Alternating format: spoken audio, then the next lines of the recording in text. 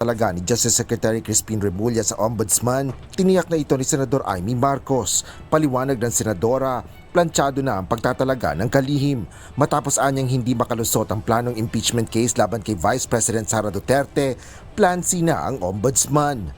Kung hindi makakalusot yung impeachment, nako ha, yung plan B, diretso na tayo sa plan C. Planchado na ang lahat. Nauna nang inihayag ni Senador Amy na bahagi ang lahat ng ito ng plano para pabagsakin at mawala ang mga Duterte sa 2028 elections. Ayon pa sa mambabatas, inasahan niya na rin ang pagtatalaga ng Justice Secretary sa Ombudsman. Ito ay matapos ang sobraan niyang bilis na pagdidismiss ng iba't ibang kaso sa ahensya. Kabilang dito ang last-minute na clearance na kaso na inihain ng senador sa Ombudsman laban kay Remulla at iba pang opisyal. Kaugnay ito ng pag-aresto kay dating Pangulong Rodrigo Duterte papunta sa International Criminal Court o ICC. Bukod dito, biglaan rin anyang naisama si Remulla sa shortlist ng Judicial and Bar Council para sa kandidato sa Ombudsman post. Kasi nakikita ko na may dalawang kandidato na talagang hindi sinundan yung mga regulasyon, ano. Biglang last minute naka-produce kahit may disbarment case, kahit may ombudsman cases. Saka naman nakarinig ng gano'n, first time naman yan. Ang JBC, tinitingala natin, ginagalang ng maigi. Ba't nagkaganito? Nakakalungkot lang. You still believe na may planong ipakulong si VP? Sigurado ako. Matapos kumpirmahin ng palasyo ang pagkakatalaga ng Justice Secretary sa Ombudsman, naglabas din ng pahayag. Naku mga kababayan, nang tinanong po ng reporter dito kung may plano nga ba talagang ipakulong itong si Vice President Inday Sara Duterte. Naku, nakakalungkot ang sagot ni Senator Amy Marcos mga kababayan. Mayroon daw po talaga, sigurado daw po siya mga kababayan. At ito na nga po yung bagong katatalaga lang po na ombudsman ngayon na si Boyeng Remulla. Despite na sinasabi nga po ni Senator Amy Marcos na hindi po ito nagdaan sa tamang proseso, naku mga kababayan, ito na po ang nangyayari ngayon. Ay siya po ang na-appoint ngayon dyan mga kababayan, At ayon nga dito kay kay Attorney Rowena Guanzon, ito ang kanyang reaksyon dito mga kababayan. Ang sipag ni Ombudsman Remulla, walang pakiyeme-kiyeme, tera agad, sasalin ni VP Sara. Ang kaso kaya ng mga hayop, ang kaso kaya ng mga hayop na DPWH officials, engineer, contractors at congressmen, kailan si Martin Romualdez kaya at Saldico ganyan din siya kabilis? Ayan mga kababayan. Top 3 friends in Congress. Well, it's like everyday kasama ko si speaker. Everyday nag-focus group discussion kami si DS JJ Suarez, si Don Gonzales. Lagi yun namin pinaplano everyday. Nagpa-plan kami what's good for our country, what's good for Congress, what's good for our people. Top 3 friends in Congress. Well, Yan mga kababayan, yung top 3 friends of Congress nito nga pong si Saldimo. Mga kababayan, ang una niya pong sinabi ay si Martin Romualdez, si JJ Suarez at Dong Gonzales. Dito mga kababayan, sa nangyayari ngayong flood corruption sa ating bansa, ang napapangalanan po dito ay ito pa lang na dalawa, si Martin Romualdez at ito nga pong nag-resign na, si Zaldico. At ito nga pong sinasabi ni Zaldico, ang dalawa dito mukhang hindi pa po nababanggit ngayon mga kababayan, sa mga pagdinig sa hearing. Samantalang ayon mismo, came from the horse's mouth ni Zaldico, ay sinasabi niya mga kababayan, ito daw po ay kanila pong mga kasamahan, araw-araw po silang nagpaplano. Ang tanong, kasama na kaya dito yung pandarambong dito nga po sa flood corruption na nangyayari sa ating bansa? Yon ang atin sasagutin dito sa video na ito mga kababayan. Ngayon na atin reaksyonan ang INC. Nagsalita na po patungkol dito at itong si Madam Emel Defec, dating First Lady, nanay po ni Bonget mga kababayan. like everyday kasama ko si speaker. Galit na galit po. Galit na galit dito kay Martin Romualdez at dito po sa kanyang anak mismong si Bonget mga kababayan. At ito pa ang matindi, nagsalita na po, hindi na po nakatiis ang matanda No?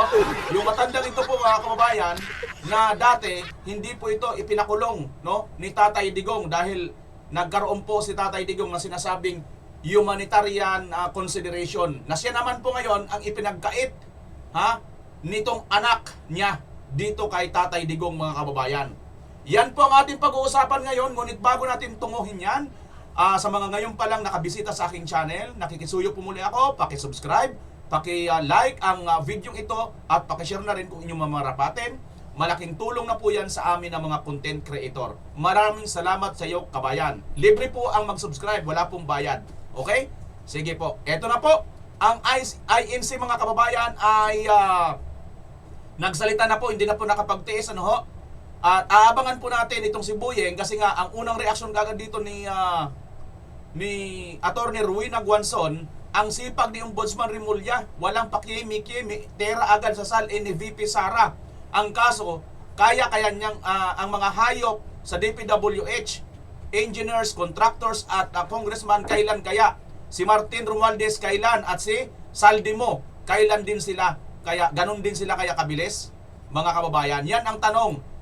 Nito pong si Attorney Rowena Guanzon dito po kay Boyeng na ngayon ay na-appoint na po formally na sinasabi nga po dito ni Senator Amy Marcos, ano ho mga kababayan, ay may plano daw, may plano daw na masama dito kay Vice President Inday Sara Duterte mga kababayan. Wala natin ginagalang ng maigi. Ba't nagkaganito? Nakakalungkot lang. You still believe na may planong ipakulong si VP? Sigurado ako. Matapos kumpirmahin ng palasyo ang pagkakatalaga ng Justice Secretary sa Ombudsman, naglabas din ng pahayag ang presidential sister. Isinaad ng senadora ang kanyang pagdududa sa pagkakatalaga kay Remulla habang iniisip ang kaligtasan anya ng buhay ni VP Sara. Gate rin ito na kailangan ng mamamayan ng Ombudsman na kapanipaniwala, katiwa-tiwala at hindi kasapakat ng kung sino. Asher Kadapan Jr., UNTV News. Ayan mga kababayan, ayon mismo ito kay Super Ate, ang ate ni Bongit, na hindi daw po kasapakat ng kahit kanino. Dapat katiwa-tiwala. Ang tanong, nagtitiwala ba ang taong bayan dito kay Remulla? O, kayo nang sumagot kung nagtitiwala po kayo dyan kay Remulla mga kababayan. May tiwala pa bang bayan dito kay Remulla? O, pakinggan po natin ang INC. Hindi na po sila nakatiis, nagsasalita na naman po at inaasahan na po natin mukhang kasunod na naman ito ay ang matinding galaw, ang matinding rally, ang pagdagsa ng taong bayan, no? Hindi po ako nangunguna, no, dito sa aksyon ng INC, pero base po sa ating naobserbahan, ay nagawa po nila yung milyon-milyon po ang magkatipon nga po dyan sa Luneta at nakover din po natin ito. This time kaya, mangyayari din kaya ito uli? Pakinggan po natin mga kababayan. Payagan po ninyo na basahin ko na. Ito pong statement ng Iglesia ni Cristo galing po sa tagapamahalang pangkalahatan kapatid na Eduardo V. Manalo. Pahayag ng Iglesia ni Cristo tungkol sa mga investigasyon ng malawakang katiwalian sa mga flood control projects. Ang Iglesia ni Cristo ay payapang nagmamasid sa kasalukuyang nakip ang pananalangin sa Diyos na sana ang makapamayani sa ating bansa ay ang kapayapaan at katarungan.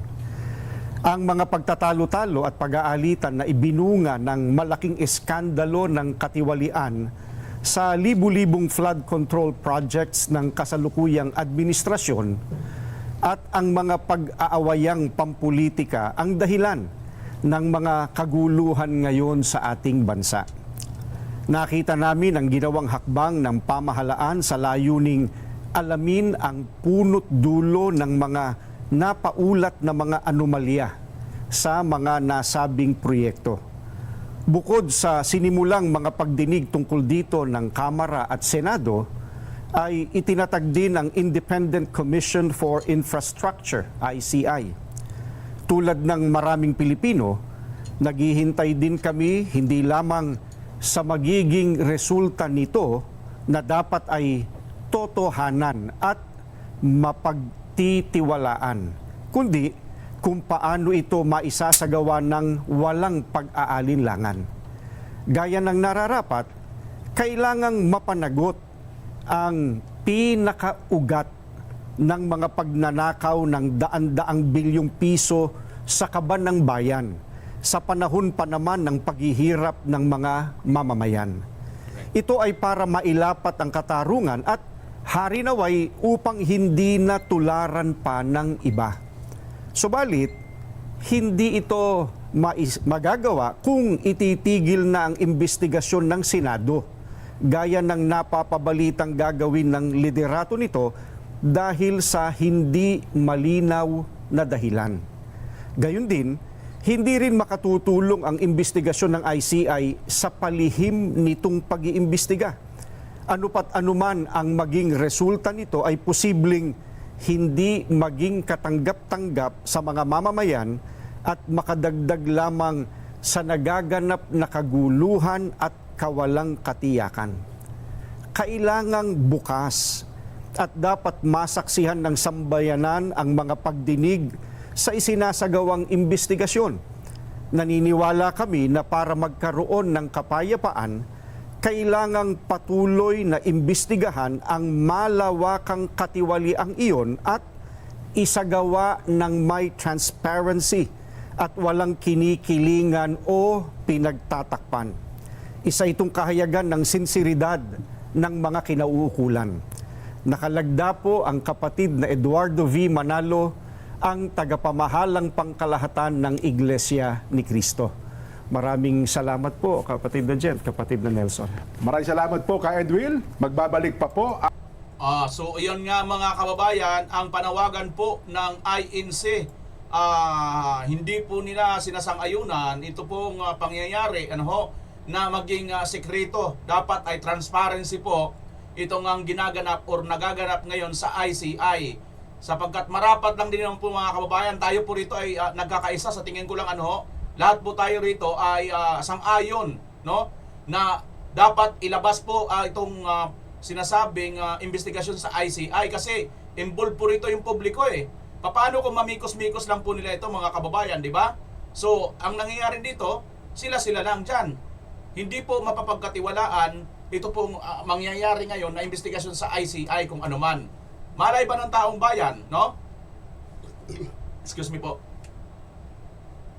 Ayan mga kababayan, so maliwanag pa sa sikat ng araw na ito pong ginagawa nitong ICI ngayon na ayaw po nilang isa publiko, no, ay mayroon po silang gustong itago. Kasi kung wala silang gustong itago mga kababayan, bakit hindi nila ito sa publiko? Dahil dyan, inalmahan po sila ng INC. Dapat ipakita ninyo yan, While sa kabilang banda naman, isa pa sa tinututulan ng INC ay ito nga pong mukhang gusto na pong isarado, nawalan po ng gana. Ito yata ang Blue Ribbon Committee mula nung lumabas itong si unexpected na witness, ito nga pong si Sergeant Gutesa.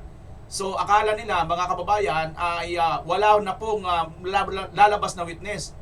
Ito nga yung tanong natin, bakit nung lumabas si Gutesa at mukhang mayroon pang nagpaparamdam na lulutang dahil marami po si Gutesa binanggit eh. Tandaan po ninyo mga kababayan na sinasabi ni Gutesa ay bilang bilang Pilipino, nakukonsensya na siya na yung palang kanilang dinadala ay para pala doon sana sa mga flood control projects na ito po ay nagsisilbi, nagiging mitsa para po doon sa kabuhayan at pamumuhay at buhay ng ating mga Pilipino na nasasawi, di ba? Dahil po dito sa flood control money na kanila pong dinadala dyan nga po sa bahay ni Romualdez at Nasaldico at sa Malacanang, mga kababayan. So ngayon, hirap na hirap po siya sa kanyang konsensya kaya po siya lumutang. Ang sinasabi nga niya, mga retired sila, at mga private bodyguard na sila ngayon dyan, na kasama pa niya yung iba na katulad din niya dati rin pong Marines at mga sundalo, men in uniform. So lahat ng mga ito mga kababayan, sa dami ba naman nila na mga dating men in uniform, na mga retirees, mayroon po yan puso na maglingkod sa bayan. Lumaban po yan, itinaya po nilang kanilang buhay para sa bayan. Kaya sa malamang mayroon pa po itong part 2 na naglalabasan dito.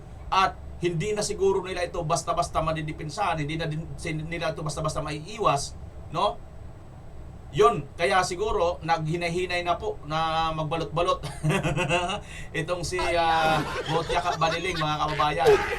Anyway, no, hindi ay ano lang naman siguro natin 'yan. Opinion lang natin, hinala lang natin, hindi naman siguro totoo 'yan, ano ho, na natakot na dito baka mamaya may biglang dumating ng 3, 4, 5, 10 na mga dating militar na bumibitbit din pala, nagbibitbit din pala nitong mga pera na ito, mga mali-malita, di ba? Sana nga, masalubong natin. Sir, mga sir, baka naman, yung ibang isang malita dyan. Hindi ko walang laman yung bahay ko eh. Walang kagamit-gamit. Isang malita na lang. Pwede na yan. De, joke lang mga kaubayan ha. Hindi imposible. Malabo pa sa sabaw ng puset. Pisot. Puset. Oh, mga kaubayan, di ba? Samantala, mga kababayan, eto na.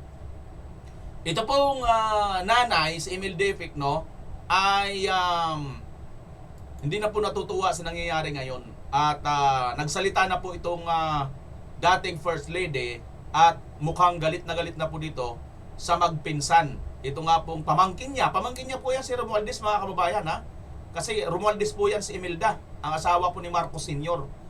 So, ang history pala nito mga kababayan, sa mga hindi masyado nakakakilala, no, may nabasa ako. Bagamat ako ay isa rin pong waray, no, hindi ko po talaga sila kakilala personal kasi malayo po sila sa amin. Samar Leyte kasi, Leyte sila, kami naman Samar, no.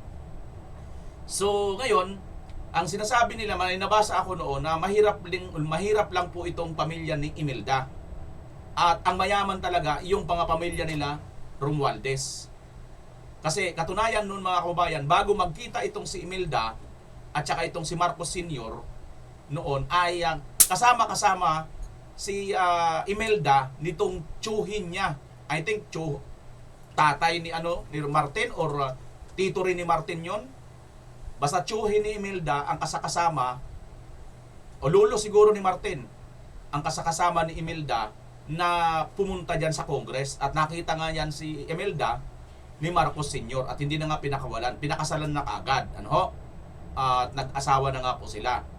So dati para bang katulad ng mga mayayamang mga kamag-anak, 'di ba? Mayroon tayong minsan may iba sa atin, may mga mayayamang kamag-anak, 'di ba? Pero hindi tayo ganun ka-close. Tama, hindi. Parang ganun daw noon ng mga ito sila Imelda. Dito sa mga Romualdez, no? Mahirap yung kanyang tatay. So yung apelyido niya mayaman kasi diyan nga sa mga Romualdez. Natin alam kung bakit. So, iyon mga kababayan, ano? So, ngayon, nagsalita na po ito. Ito pong sinabi niya, pakinggan po natin. Nakikialam, di ba kayo pinagsasabihan ni Madam First Lady Imelda Marcos na, nakakahiya kayo, magkakapatid, magpipinsan, hindi kayo nagkakasundo. Yung nanay ko, talagang politiko sa lahat sa amin, kahit sa tatay ko, yun ang politiko sa lahat. At alam niya na hindi tama ang nangyayari. Parating tinatanong sa akin, papagalitan muna ako, sasabihin, wag mo. Alam niya na hindi tama ang nangyayari. Yung nanay po nila ay galit na po, galit na po dito. Ano maawain si Bongbong? Sabi ko, hindi ko niya away. Sinasabi ko lang, mali itong prinsipyo, yung mga policy at yung mga tauhan niya, nagkakalat, lalo na yung Martin na yan. Pagkatapos, yung nanay ko sa ngayon naman sa akin, sabi, mali nga talaga, ba't hindi tinutulungan ng tao? Bakit kung ano-ano ang inaatupag? Nagkagalit talaga yon. Ano ba? Sabi niya, mabait ang Pilipino sa atin. Talagang binigyan tayo ng lahat ng biyaya sa mundo. Ano bang nagawa natin para sa kanila? Yan ang dapat sagutin ni Bongbong at ni Martin. Nagagalit yun eh. Hindi ba nagbibigay ng unsolicited advice, ika nga? Siguro walang may gusto ng unsolicited advice. Ay, nako talaga. Tapos nakakatawa nga, sabi ko, ano ba ito? Pakunti na ng pakunti yung family reunion. Iyon mga kababayan. So, galit na galit po itong si Imelda dito po kay Martin at saka dito sa kanyang anak na si BBM.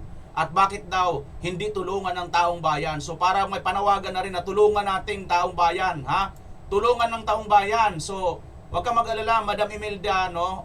Tutulungan po siya ng taong bayan para mapalayas na po sila sa Malacanang sa posisyon. Para pasaway naman, di ba, Madam? Okay, wag ka mag-alala, Madam. Mauulit din po yan, Madam. Wag ka mag-alala para hindi ka na masyado may inip-inip dyan, no? ay palalayasin na yan ang taong bayan, mga kababayan. Malapit-lapit na yan, no? Kasi nga yung taong bayan ngayon, mayroon tayong natanggap dito, mukhang may pagkilos na naman ng mga rally sa mga susunod na mga araw at malakihang mga rally na naman po ito, mga kababayan.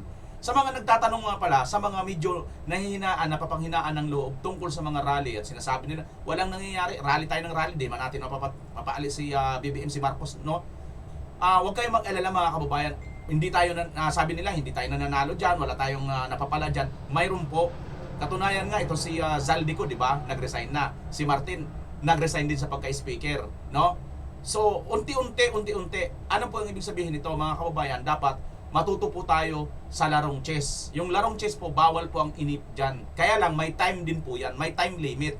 Kaya kailangan, gamitin po natin yung tamang oras natin kung saan po natin dapat gamitin. Ngayon po, ang nangyayari, kailangan patagalan po ng PC, pahabaan ng PC ito. Kasi, katulad nga po sa nangyari dito sa tatay nila, itong Marcos Sr., nung pinatay itong si Senator Ninoy noon, paglapag sa tarmac, no? Ay 1986 pa nagkaroon ng people power. So, kung titingnan natin ang history, mga kababayan, marami-rami po ang mga pagkilos noon. Hindi agad-agad pagkapatay ni Ninoy, natanggal kaagad si Marcos Sr. So, nagkaroon lang po yan mga kababayan ng pagkakataon na itong si Marcos Sr. ma-people power na nung napuno na ang taong bayan, dahil nga po after ng snap election ay nakaramdam po ang taong bayan ng pandaraya, no? Kaya lumabas po sila lahat. Hindi na po nila pinayagan.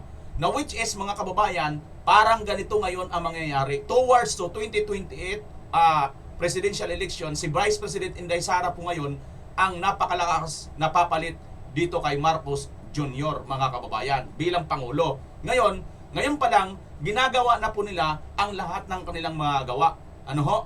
So, para po, ayon nga kanina kay Senator Amy Marcos, talagang may plano sila ipakulong. At yung salin nga, no, mga kababayan, una na kaagad sinabi ni Remulla, di ba? Nakita nyo na, una na kaagad niyang tinutukan ang salin ni Vice President Inday Sara Duterte. Ayon nga ito kay Rowena Guanzon. Sabagay, sinabi rin naman ito ni Remulla, mga kababayan. Kaya lang ito nga, no? Sinasabi nga nito ni Attorney Rowena Guanzon na ang ibang mga congressman, lalo na ito si Martin Romualdez at itong si Zaldico, hindi mo ba sisilipin ang salin nito, Buyeng? At yung mga DPWH officials, mga contractors, at yung iba pang mga kasama, lalo na nga itong pinangalanan, nitong ni Zaldico.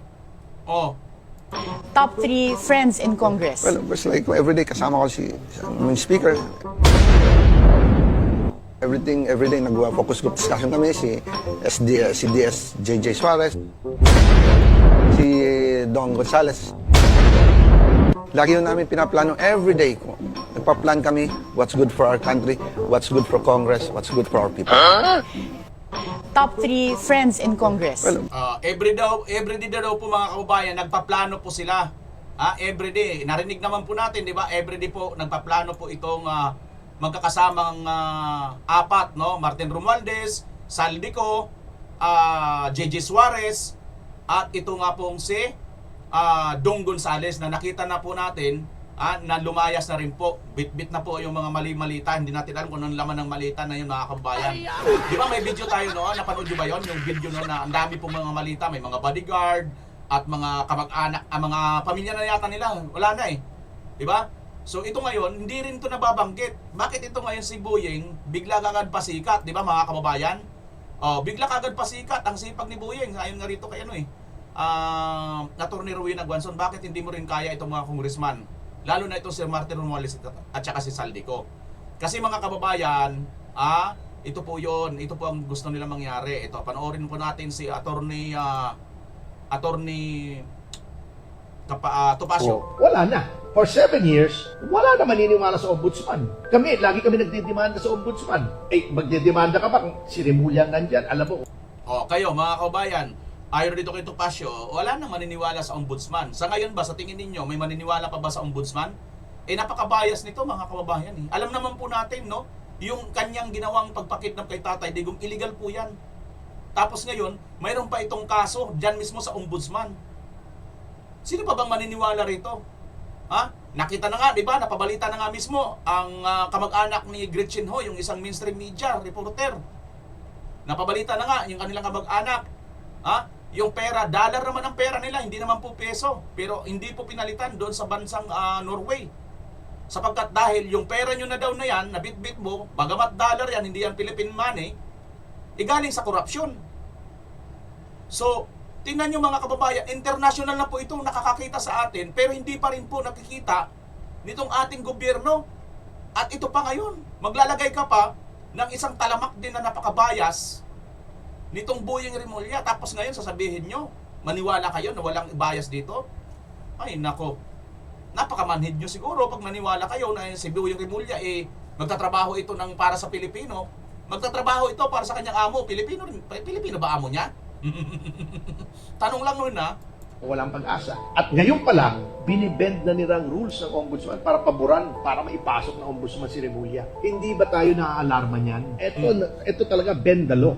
Okay. Nag-file si Mayor Duterte sa Deputy Ombudsman for Mindanao. Dinakit. Bakit dinakit? Kasi there was a memorandum dated May 5, 2025 from then Ombudsman Samuel Martires saying na yung practice na pag may final na kaso, ini-evaluate pa bago idakit. Tanggalin na natin yan. Bakit? Nagiging source of corruption. Doon nakukuha yung mga parking fee na, wag mo, evaluate mo muna yan, wag mo idakit para wala akong record. Okay. Yung sa akin, final ko ng September 15 against Remulla and Director Santiago. Very clear po yung case nila. Inaresto nila si Cassandra Leong. Walang warrant. Inamin ng mga NBI agents nung kinross-examine ko sa Pasay City. Wala silang hawak na warrant. Okay. Hindi dinakit. Nung tinatanong ko, bakit hindi nyo dinadakit? Meron daw bagong rule, ayaw naman pakita sa akin, na sinasabing hindi na effective yung automatic docketing. Balik sa evaluation. Pero, yung final din na Secretary Dizon, dun sa mga DPWH officials, dinakit nila. Okay. Dinakit nila. So, iba na ang treatment. Ano? Yung sa akin, ayaw na idakit. May tinuturo sila na hindi daw automatic docketing. So, pinloating nila. Ito ang mas masaklap. Yung sa Mindanao, para lang mabigyan ng clearance si Remulla, nakadakit na. Inandakit nila. Fact check nyo. Inandakit. Tinanggal yung dakit para paglabas sa ombudsman, may clearance. Can you imagine how they bend the law? Ito. Grabe mga kababayan, ano? Napabalitaan nga natin po ito, ano ho? Safeguard na po yun na hindi na po basta-basta itong si Remulla ma-appoint bilang ombudsman. Kasi nga po, ayon sa batas, pag naidakit na po ito, okay na po yan, mga kababayan, no? Hindi na po pwede na basta mo na lang galawin yan. Para hindi na po makakakuha ng clearance din si Boying Rimulya dahil nakadakit po yung kanyang case. Ang problema, no, nang magsalita po itong Senator Erwin Bindalo Tulpog, sinang-ayunan po nito ni Rimulya. Yes, sir! Sang-ayon pa ako dyan na i-bend natin ang batas. Balikuin natin ang batas, sir. Masyadong tuwid na tuwid dito, sir. Oo. Sabi niya siguro, no, mga kababayan, huwag tayo dito, sir. Hindi tayo obra dito, sir. Matuwid yung batas. Dapat balikuin natin, sir. Oo. Di ba, ganun yung ginawa nila? Ganyan po. Ngayon, nakadakit na, inandakit. Anak ng titing. Kaya naman pala, nagtataka tayo, bakit bigla na lang itong na-clear? Samantalang, di ba, nakadakit ang kaso nito at mayroon pa nga itong appeal si Senator Amy Marcos laban dito sa kanyang pagkikidnap kay Tatay Digong. Naka-appeal pa yun, ha? So dito mga kababayan, ewan ko, bakit nasaan na ba talaga ang hustisya sa ating bansa? So, ito, balang araw, no, mapupuno talaga ito. Ngayon, siguro, tuloy-tuloy lang yung rally. Huwag po kayong mainip mga kababayan, yung mga sumasama sa rally, nagkukuber sa rally, nakikiisa sa rally. Huwag po kayong mainip. Kasi po, matindi po ang laban nito, no? Paanohin to, tiyagaan po ito, hindi po pwede na tigilan din po natin yan. Ako dati, parang minsan napoprostrate din ako, ano? Pero, napag-realize ko mga kababayan na ito palang nangyayari sa atin ngayon ay parang larong chess mga kababayan. Mamaya, mayroon po akong nakitang post na napakaganda po ng paliwanag tungkol dito sa nangyayari sa ating bansa na ikinumpir po sa larong chess mga kababayan. No? Yung queen at yung king mga kababayan. Panoorin nyo mamaya. Ano lang dito? Patapusin naman natin sa Atty. Topacio. Maganda ang ano doon ko ano mamaya ang reaksyon natin. Idudugtong. Ito ang objection ko kay Boying Rimulya. Hindi dahil personal. Okay, number one, bear with me ha, alam kong gutom na kayo. Never sa history ng ombudsman, ng Office of the Ombudsman, nagkaroon ng ombudsman na politiko. Tingnan nyo, i-google nyo yung mga naging ombudsman. Walang politician dyan. Bakit? It's supposed to be independent. Okay? Number two, wala except one na naging ombudsman na dating member of the cabinet. Si Merceditas Gutierrez, anong ginawa? Nung nagbago yung administrasyon, inimpeach siya. Okay?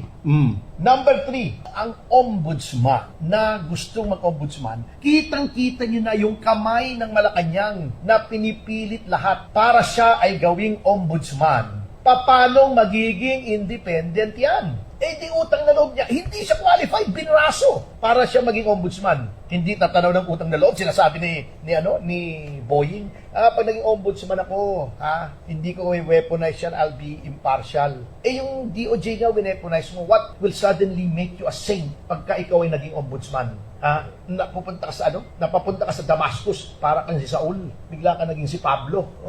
Di ba? Kung yun ang ugali mo, reason kasi utang mo kay Marcos Jr. yung pagko-ombudsman mo, siya na nagpapraso eh. Remember noon, may gustong i-appoint si GMA na justice. Wala sa shortlist ng JBC. Pinilit niya. Ilagay niya sa shortlist. Pumalag ang JBC. Hindi na namilit si GMA. That was as far as someone else, the former president, went in trying to get yung preferred nominee niya. Pero nung pumalag ang JBC, ayaw na niya. Eto, anong ginawa nung Brad ni Rimulya, si Kiko Pangilinan na member ng JBC, ipinaurong niya yung deliberation ng issue shortlist. Bakit? Para makakuha ng clearance si Rimulya. Para magkaroon ng time na i-dismiss yung kaso ni Amy Marcos. Kita nyo how they manipulate it. Then independent ka. Kung si Kiko Pangilinan na may kaso, yun ang naging responsible kaya naurong yun at naging ombudsman ka.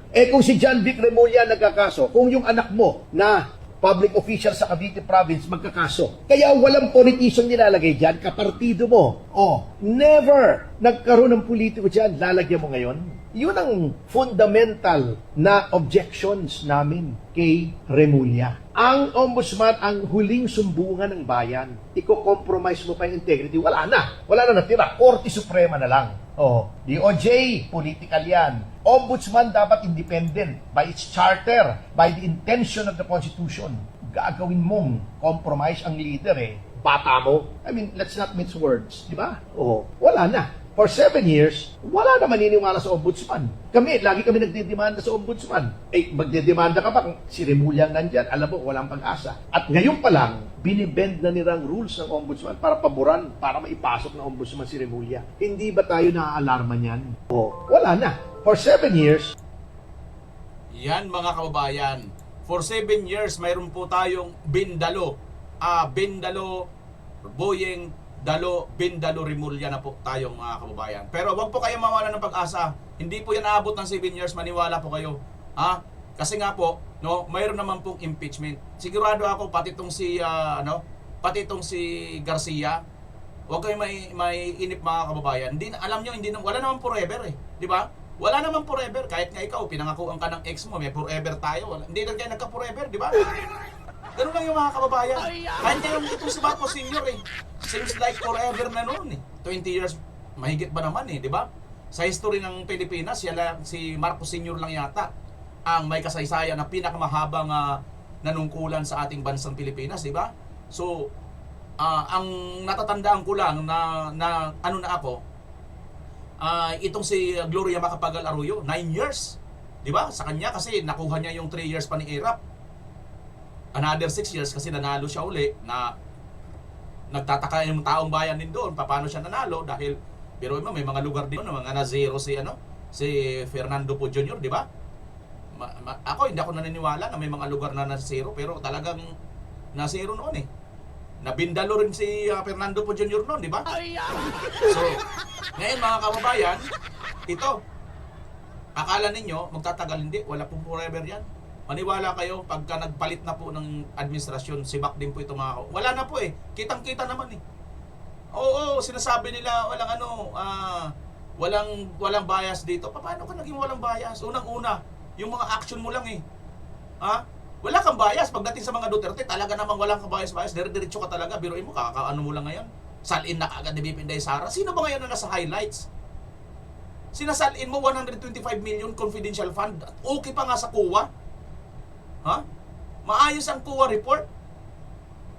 Kung mayroon pa man, hindi pa rin tapos, under audit pa rin, wala pa rin problema yon. COA na mismo may sabi. At saka intelligence confidential yun. Di ba mga kababayan, ganito sila karumi maglaro. Ha? Kaya wag po kayong maiinip kasi pahabaan po ito ng PC, pahabaan ito ng pasensya kasi nga kung mainipin ka, talo ka talaga. Di ba? Pag mahina po ang pasensya mo, talo ka, maniwala ka.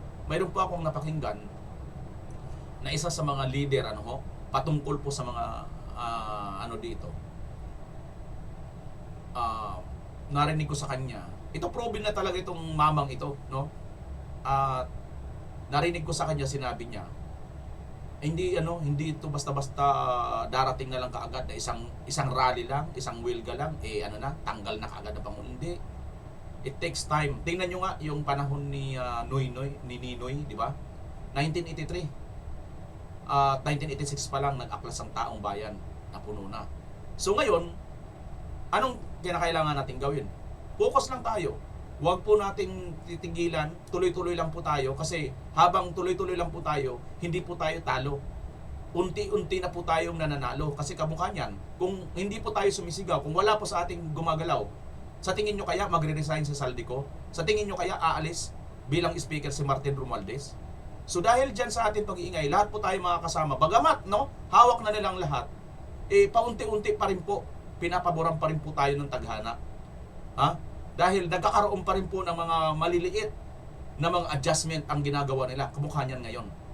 Kahit pa paano, ang laban natin ay hindi po nila basta-basta natatalo. Tandaan po natin, panalo po tayo dito. Hindi po tayo matatalo rito kasi ang atin po ay anti-corruption. Sila po ang nilalabanan natin dahil sila po ang napaka-corrupt ngayon mga kababayan. Nakikita naman ng buong mundo.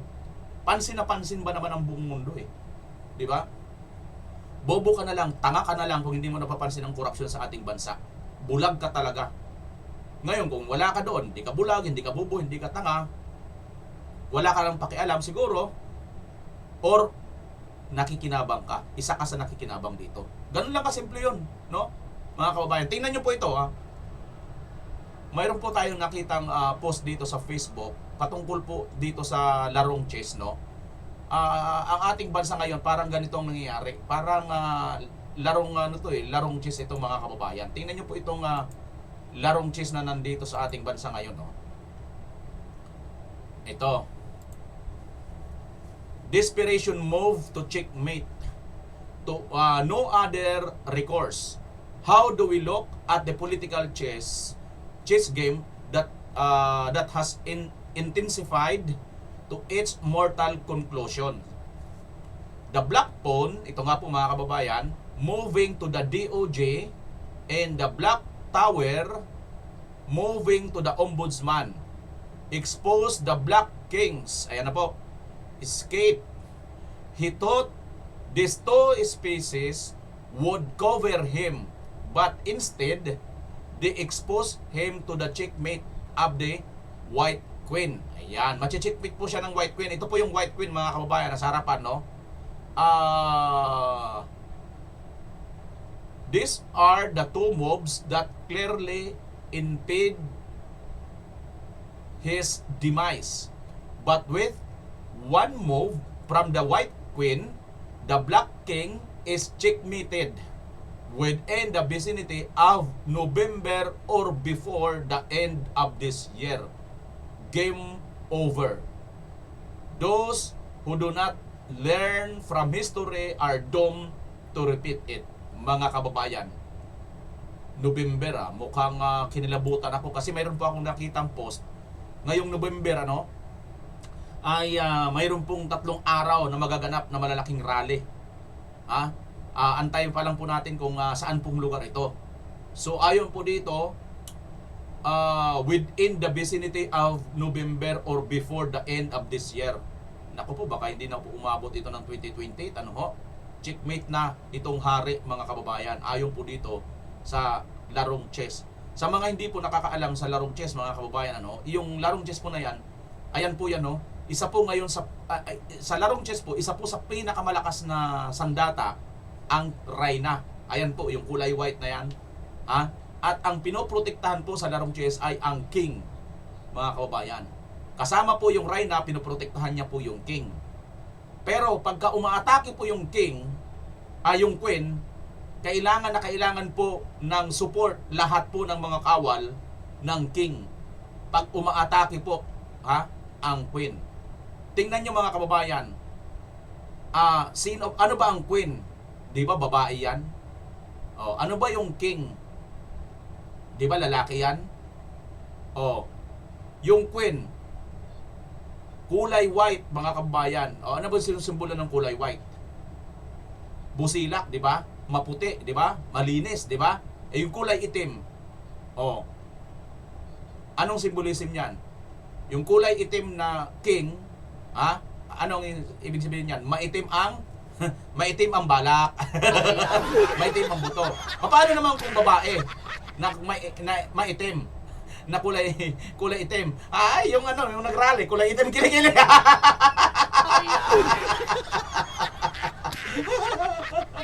Hindi, joke lang yun. Di ba, mga kababayan? So, ito daw pong the Black Phone moving to the DOJ, and the Black Tower moving to the Ombudsman. Parang ang dating dito ngayon, ito nung una, phone pa lang ito, yung pinakamababang sundalo sa larong chess, pinakamababang sundalong phone. Gumalaw papunta naging DOJ. Mula sa DOJ, naging tower. Mula sa tower, naging ombudsman na. Para protektahan yung queen, yung king. Kasi checkmated na po siya. Akala nila nakapag depensa po siya doon sa ginawa niya, Pero yung queen, checkmated na pala siya, mga kababayan. Ganito po, ang laro ngayon sa nangyayari sa ating bansa. At alam nyo, kahit isang queen lang ang umatake, kayang-kaya niya pong i-checkmate. Matihin po ang king. At mukhang sa pangyayari ngayon, nag-iisang babae lang po sa ating bansa ngayon. Si Vice President Inday Sara Duterte. Ang babae, ang reyna, na talaga naman kinalaban ang lahat ng mga tampalasan na hari, tampalasan ng mga alipores, mga general, para po sa kapakanan ng bayan. Kita nyo, mga kababayan, ganyan po yan. Kaya wag po tayo maiinip. Tuloy-tuloy lang po yan. Tuloy-tuloy lang po yan. Baka bukas makalawa, pagising natin, resign na si BBM, di ba? Ganun talagang buhay hindi naman natin malay mo, baka hindi na rin niya di ba? Baka magising siya sa isang umaga. Nga pala, mali itong ginagawa ko. Ang sinabi sa akin ng tatay ko noon, wala akong alam sa buhay. Di ba sinasabi ng tatay niya na wala daw si BBM alam sa buhay? Ang alam lang niya, parte-parte. Sinabi rin niya ni Nikki Cositing, sinabi rin niya ni Senator Aimee. Walang alam, parte-parte. Di ba mayroon tayong, ako noon, pag nagpapagsabihan ako, bata ako, linalagay ko sa isip ko, sabi ko, balang araw, papatunayan kung hindi ako ganun. Mayroon akong mararating. Yun lang laging sinasabi ko. Hindi ko para bang minamasama, na para bang panglalait ang dating, hindi. Papatunayan ko. Pero ngayon, ang nangyari dito kay BBM, mukhang pinatunayan niya talaga na totoo ang sinasabi sa kanya ng kanyang ama noon. Di ba? Walang alam Walang alam ang presidente. Sinabi ni Tatay Digong, sinabi ni Vice President Inday Sara Duterte. Walang alam. Party-party lang talaga itong Marcos Jr. na ito. So, dahil dyan, mga kababayan, hindi niya po nagagampanan. Hindi po siya yung typical na anak na hindi, balang araw, hindi lang ako parte-parte. Magiging proud ka sa akin, aking ama. Sa tingin nyo kaya mga kababayan, kung buhay pa yung Marcos Sr., magiging proud po kayo. Sige, mga loyalista, kayo ang sumagot. Kasi alam ko may mga nanonood sa akin na mga loyalista. Ang daming mga nagko-comment dyan eh. Mga trolls. Kasi pag mga trolls, karamihan dyan, mga loyalista yan eh. Oh. Sige nga, comment nga kayo.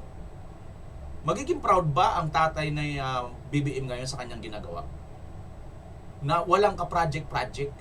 Kita niyo naman yung tatay, di ba? Pinagmamalakingan ninyo eh.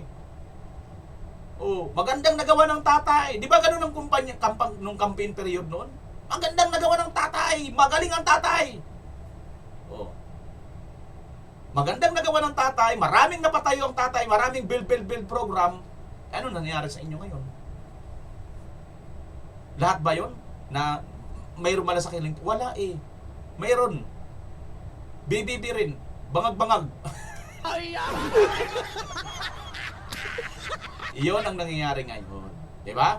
Ganyan po ang nangyayari sa ating bansa. Kaya, don't worry mga kababayan, sa mga medyo naiinip-inip na. Ngayon ko lang din, sa totoo lang, alam ko naman to noon, no? Kaso nga lang minsan, dahil nga sa tayo ay tao, di ba? Minsan nakakaramdam din tayo ng inip, mga kababayan. Pero huwag kayong mag-alala. Tuloy natin na laban. Ayon nga po dito, no?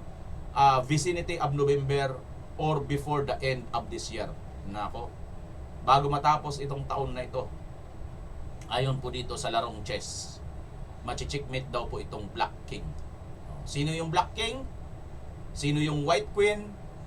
Kayo na ang umusga dyan mga kababayan. Mayroon pang isa, Black Queen. Gusto niyo makita mga kababayan ang Black Queen?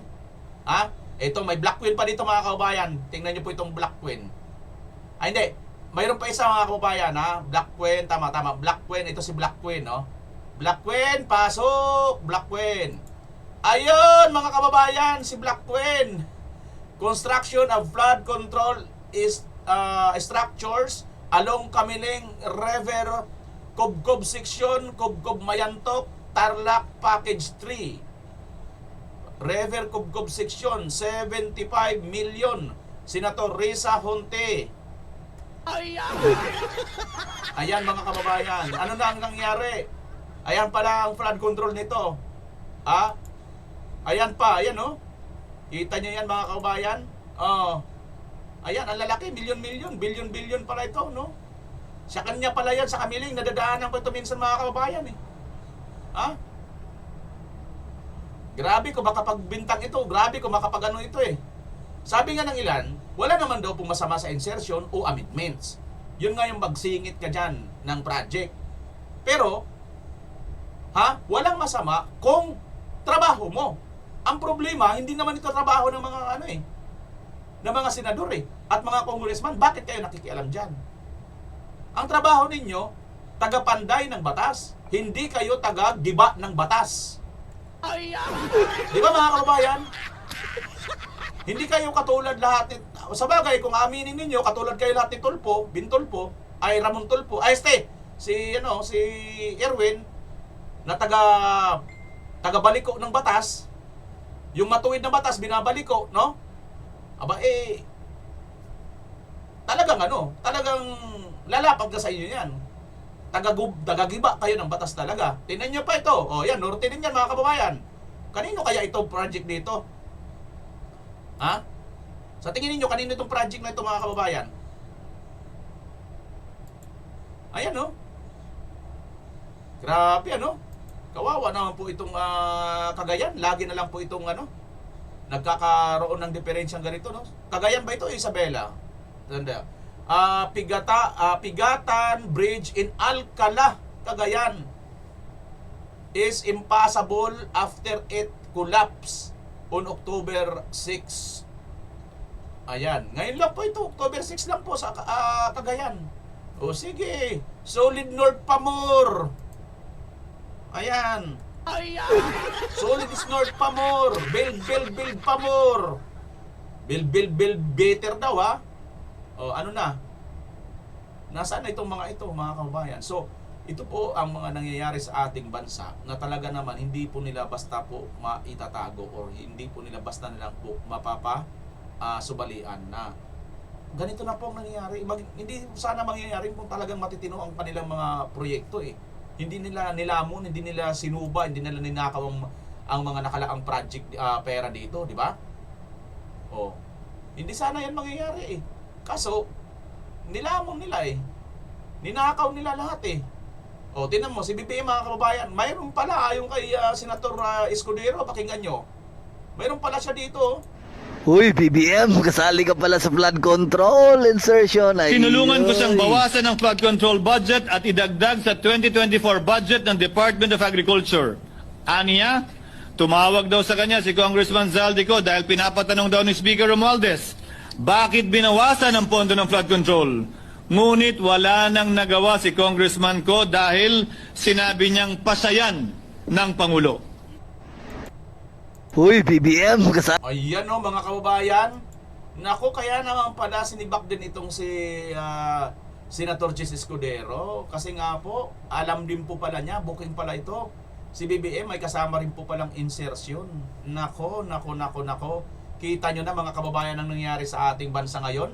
Ha? Kasali ka pala sa flood control insertion. Ay, Tinulungan ko siyang bawasan ang flood control budget at idagdag sa 2024 budget ng Department of Agriculture. Aniya, tumawag daw sa kanya si Congressman Zaldico dahil pinapatanong daw ni Speaker Romualdez, bakit binawasan ang pondo ng flood control? Ngunit wala nang nagawa si Congressman ko dahil sinabi niyang pasayan ng Pangulo. Oh, pasya daw po yan ng Pangulo kaya wala nang nagawa si Zaldico. So ayan, sangkot din pala ito sa insertion si BBM. So kaya lang ngayon mga kababayan, wala naman po tayong magagawa dyan sa kanya dahil hindi siya pwedeng kasuhan. Pwede lang po siya impeachment. Kaso, hindi natin alam kung magpo-prosper ang impeachment. Pero sige lang, darating din ang araw tayo dyan mga kababayan. Baka nga, sabi dito sa Larong Chess dito pa lang katapusan nitong November o kaya end of this year. Baka checkmate na siya na may insertion, especially sa flood control, si Senator Teresa Ontiveros, ang tingin natin sa kanya, talagang hindi siya papayag dito. Especially ito ang pinakamainit na usapin ngayon. Papunta na tayo sa exciting part. Magkano ba talaga ang insertion ni Senator Teresa Ontiveros? Ayon mismo sa record ng Senado. Eto. Yun. Ay, napindot. Ay, lumabas. O, ayan na po. Yan po yung ilan sa mga insertions o amendment ni Senator Teresa Ontiveros. Ang total po, 3,035,800,000. Ang lalaki pala nito, 3 billion pala, Risa Ontiveros. Magkano kaya? Magkano kaya yung na-shoot? Na-shoot. Na-shoot doon sa tamang proyekto. Yan, na-shoot din natin mga kababayan. Ay, magkano kaya ang na-shoot doon? Di ba? Kasi yung iba, na-shoot doon. Hindi na-shoot sa ilog, na-anod. Di ba? Yung ibang pinakita natin ito, magkano kaya mga na-shoot dito na-anod sa ilog? Ayan ayan, magkano ang nandyan? Ayan, giba-giba ang ayan, magkano yan? Magkano ang nagiba dito? Magkano ito? Ito. Magkano na itong mga ito na-shoot dito? Pakisagot nga Ante Risa. Tapos, andyan po yung mga project, construction of multipurpose, ayan po sa Tondo, construction of multipurpose, District 5, Manila, construction of road, Barangay Palapad, San Fabian, Pangasinan, construction of road, Barangay Kasampagan, Laoca. Pero tigil muna ako dito. Tingnan nyo mga kababayan, ang pansinin nyo, napakarami sa norte, Napakarami sa norte talaga mga kababayan, di ba? Napakarami sa norte. Pangasinan, no? Tatanungin muna natin ang opisina ni Senator Teresa Ontiveros. Baka kasi hindi alam ni Senator Teresa Ontiveros to Itinatanggi po ba nyo na sa inyo ito? Yun po ang tanong ko. Itutuloy natin ang basa. Construction of road, Barangay Aris, Lawak, Pangasinan. Construction of road, Barangay Domingo, Alarcio, Lawak, Pangasinan. Construction of road, Sitio, San Jose, Kakandongan, Natividad, Pangasinan. Construction of multipurpose building, Teen Center, San Fernando, La Union. Construction of Barangay Barangay Hall, Barangay Buanta, Bawang. Mga magagandang proyekto po ito mga kababayan. Ako naniniwala ako magagandang proyekto. Kaya at this juncture, I want to reiterate that there is nothing wrong with insertion and amendment. Kaya huwag kayong masyadong defensive. Wala pong masama dyan. Lalo na nga kung Wala nga masamang Katonyeng. Kung yan yung trabaho mo. Ang masama, hindi mo naman trabaho yan Para bagang Katonyeng ganito. Isa kang reporter, media anchor. Ngayon, gagawin kang doktor. Wala bang masama doon? Katonyeng. Media anchor ka, gagawin kang doktor. Anong masama doon? May masama ba yon? O ngayon, kung walang masama doon, bahala kayo. O di ba mga kababayan? Ganyan yan. Yan trabaho ng legislation, tagagawa, tagapanday ng batas. Hindi taga-sira, taga-giba ng batas katulad ni Erwin Tulfog. Di ba? Sinisira ang batas Maayos, tuwid ang batas, babaluktutin ang batas. Kaya hindi yung tama. Masama talaga yun. Ngayon, kung hindi kayo nakaramdam ng sama, bahala kayo sa buhay ninyo.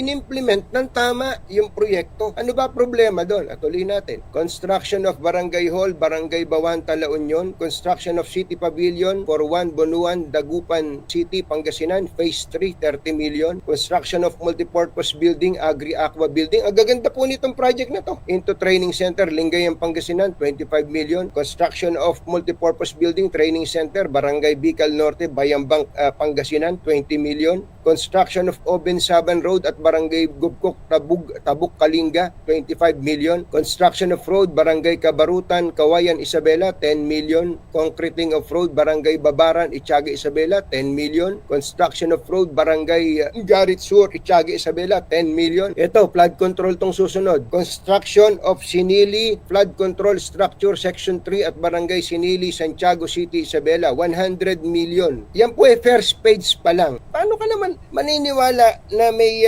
insertion, especially sa codes? Grabe mga kababayan, almost lahat sa norte. Pangasinan, La Union, Isabela, Cagayan, Abra, almost lahat norte, mga kababayan. Ito pong mga proyekto di umano na insertion na nagkakahalaga na nga ng 3 billion 35 million, tama no? 3 billion 35 million 800,000. Ganyan po kalaki ang pera na naisingit nito ni Risa Hontiveros, mga kababayan. So papaano yan, no? Papaano ba yan? Ano ang mangyayari sa atin pag ganito, mga kababayan? Samantala, mayroon pa po rito tayong tingnan patungkol din dito kay Hontiveros yata, mayroon pa isang balita. Tingnan natin to. Nako, ito na. Ngayon, diba, dati buhay ni Risa Hontiveros dati at saka ngayon, diba, dati upak. Diba, walang pagkain, nakikibaka ang payat. Diba, walang makain. Upak, gumamit pa ng bata para magrami. Pero ngayon, after 1.7 billion na galing sa PhilHealth, pak.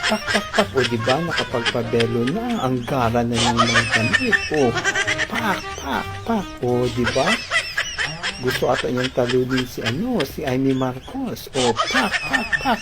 Yan ang mga gawa ng pera. Yan ang malilinis. Diba? Yan. Pak. Ang gara ng sasakyan. Pak. Ano pa dyan, Amy Marcos? Diba? Yan ang malinis. Yan ang banal. Ang pera ng PhilHealth, ibalik mo. Yan, mga kababayan. Tanim witness. Ayan. Bakit gano'n? bakit nakatingin ito si Ngagba? Ganyan, mga kababayan, ang nangyayari sa atin ngayon. Mayroon po tayong ganito pong mga sinasabi di umano na mga in-insert na ganito kalalaki ang pera, no? Kita niyo naman mga itsura nito nung panahon. Yung isa nga, di ba, yung sa babae rin, yung paa niya, kitang-kita yung ano yata, yung lotion yata, lawa yata pinanglulotion noon Tapos naka pang divisory niya lang yung bag dati, di ba? Tapos nagsha-shopping lang sa Divisoria lang. Alam naman natin, di naman natin sa amin na maliit talagang Divisoria kasi marami naman pong mga magaganda ring ano dyan, ano? Pero compare ngayon, hindi na po pang Divisoria, talaga naman pang international Louis Vuitton, mga bag niya, mga sasakyan niya, artista ba? Hindi naman artista, di ba? O, di ba? Napakagaling lang talaga mag-acting na magagaling silang magtrabaho diyan sa Kongreso at saka sa Senado. Ngayon, kita nyo na. Ito, dati mukhang hindi kaya i-repair ni Belo eh. Pero ngayon, nung nagkapera na, naging mambubutas, mambabatas, ito na. Aba, mabilis pa sa alas 4, na-repair ng ano eh. Ganda kagad ng glow up, di ba? Ganyan ang mga nangyayari sa ating bansa, mga kababayan. So, saan ka pa? Siyempre, dito ka lang sa Pilipinas. Kung isa kang politikong mandarambong, mula doon sa wala kang kapera-pera, wala kang trabaho kahit saan, ay pagdating ng maging congressman ka, politiko ka sa ating bansa, milyonaryo ka kaagad. Mabilis lang po yan, mga kababayan. Kaya minsan, no, siguro baka mamaya makakarinig na tayo ng mga pangarap ng ating mga anak kung hindi kontraktor, congressman, kontraktor, congressman, senador, presidente. Ito, di naman natin nakita ito si BBM, di ba? Nakita niyo ba si BBM na nagtrabaho ito ng ng construction, nagtrabaho ito ng janitor? Hindi naman eh. Hindi, nakita nyo ba ito? Nagtrabaho ito ng teacher? Nagtrabaho ito ng kung anong trabaho? Opisina, messenger? Hindi. Kahit kailan hindi ito nagtrabaho. So lahat ang pinagtrabaho nito, ang pinagkakitaan nito, pera ng gobyerno. Dito lang yung nagtrabaho sa gobyerno. Na sinasabi nila, hindi sila nawala, mga Marcos sa Ilocos. Ilocos Norte, hindi sila nawala dyan. Pero tingnan nyo, Ilocos Norte, ano ang kanilang kalagayan in terms of kayamanan sa mga probinsya sa buong Pilipinas. Pang ilan ang ratings nila? Napakalayo. Hindi yata sila pumapasok sa top 10. Despite na sinasabi nila, sila daw ang magagaling. At matagal nag-leader ang kanyang tatay na si Marcos Sr. Nako mga kababayan. So ayan po ang ating napag-usapan sa araw na ito. Okay? Mula dito sa BMR Channel, maraming salamat sa mga naabot po dito sa dulo ng video ito. Pakilagay niyo po ang inyong address or lugar kung taga saan kayo para mapusuan po natin. Maraming salamat. Pilipinas as always. Bye-bye!